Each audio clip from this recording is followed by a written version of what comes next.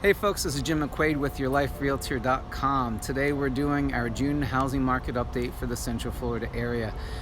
In this video we're going to go over all the housing numbers for the month of May. And very interesting to see these numbers. I know a lot of people were waiting for them to come out because this is all these numbers are being affected by everything with COVID-19. What's interesting to see, it's been 2.5 months since we've been able to see the effects of COVID-19 on the housing market.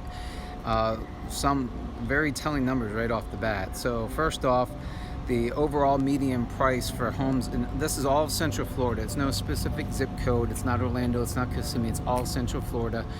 Overall median price has gone up by 7% to an average of $260,000 about per home.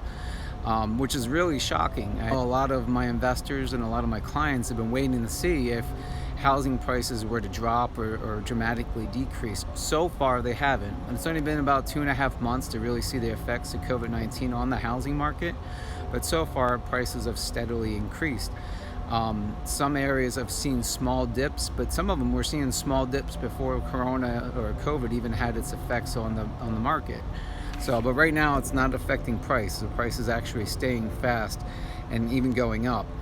One big number though, overall sales has decreased by 44%. 44% is a gigantic number. That's half of the number of sales that would normally happen in May compared to May of last year have dropped by 44%. That's a huge number. Let's see, what else is there? One thing that's interesting is the overall inventory has gone down by 11%. Now, 11% is a big number, but what's within that number is what's really unusual. So 11%, that just means that I guess a lot of people are scared about the market, and of course, and they're not certain whether to list now, list later, or whatever it might be, or maybe they're scared about where they're going to go, or there's uncertainty in the workplace. A lot of factors go into that. How you define that, that's up to you.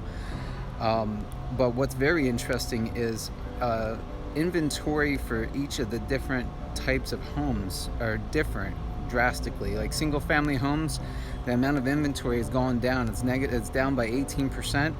Inventory on condos has gone up by 10%.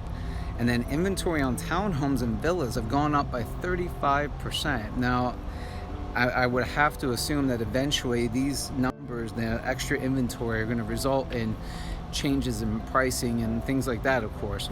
I mean, supply and demand, of course.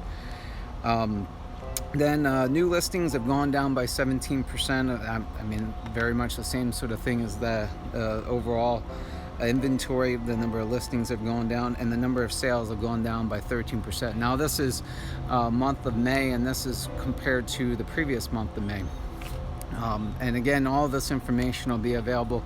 I'll also put it on my website, which is YourLifeRealtor.com, for you guys to go and review. I'm going to do a separate video that talks about the current analyst predictions regarding the housing market.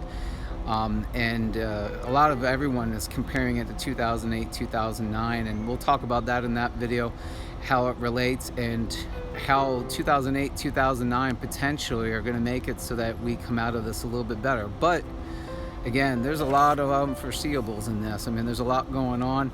America seems to be having a little bit harder time to come back from the virus, and right now there's no coming back from it. We're still in the middle of it, you know. So again, when you get a moment, please subscribe to my YouTube channel, like my videos and everything.